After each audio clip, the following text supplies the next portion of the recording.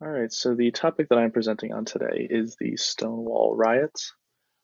Stonewall riots is pretty much the start of the LGBTQA plus rights movement. It started at the Stonewall Inn, which acted as a bar in Greenwich Village in New York City. Patrons consisted mostly of drag queens, people of color, transgender folks, and people at the junction of these identity, according to Brandon Tensley of the Pacific Standard. On June 28th, 1969, police went to the bar and kicked everyone out under the pretenses that the bar did not have a liquor license. Um, some people say that they went in there because of that reason. Some people also say it's because they obviously knew that this was a bar that served LGBTQA plus people, and that was not really accepted at the time. Police started arresting people who were not wearing three articles of clothing according to their specific gender. And people are starting to get a little bit upset with that because it's like, hey, this is unfair that they're getting arrested for this. And Marsha P. Johnson was credited with throwing, quote unquote, the first shot glass heard around the world, according to Jillian Brockle of the Washington Post. A lot of the information I also got was from Olivia Waxman of Time Magazine, but this was pretty much the first night and what kicked off the Stonewall riots.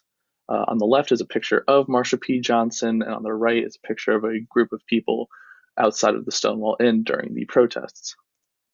Um, During the protest, though, it was actually really peaceful. No one really got hurt and no one died. Eventually, the government started to roll back laws that prohibited LGBTQA plus people from living basic lives, and you see the effects of this to this day. Same-sex marriage, same-sex couples being allowed to adopt children, etc. Marsha P. continued her work supporting the Pride movement years after, and recently even got a statue in New York. So now we get to the main talking point of the assignment, which is kind of lawful versus just. Um, going into the bar saying, all right, you don't have a liquor license. I can arrest the people who are serving alcohol under these pretenses, and I'm just going to kick everyone out that is being served. I'd say that's lawful, and it is just as well. We have certain laws correctly put in place. It's protection of businesses and also people who are going in there, because if someone's serving liquor without a license, they can potentially be giving you alcohol that is not healthy or safe. So I agree with that. But when you get to the point of arresting people because they're not wearing three articles of clothing specific to their gender, it's a little more unfair because no one's actually getting hurt by them wearing clothing. I'm wearing, a Gamecock football T-shirt. It hurt last night when we lost wearing this shirt, but it's not actually hurting me or anyone else around me. And so arresting someone just for the clothing is morally unjust. I don't think that's very right.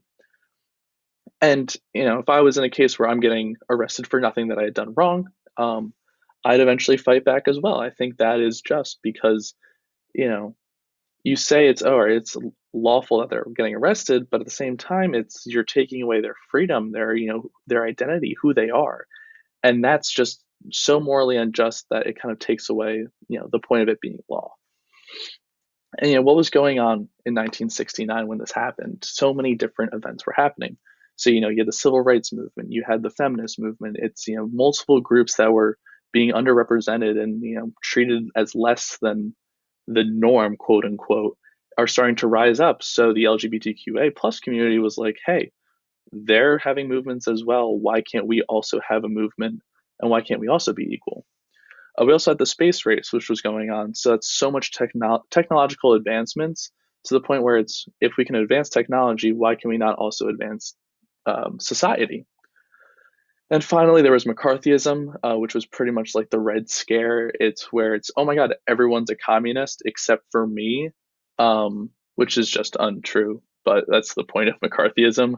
Um, but it's where if you weren't like me, if you weren't thinking like me, I can just say you're a communist and have you arrested, which is why, these cops were able to say, hey, these people are doing things differently. We're allowed to arrest them. This is why that, laws like this are able to be in place. Um, Here is my works cited page, and I hope y'all enjoyed the speech.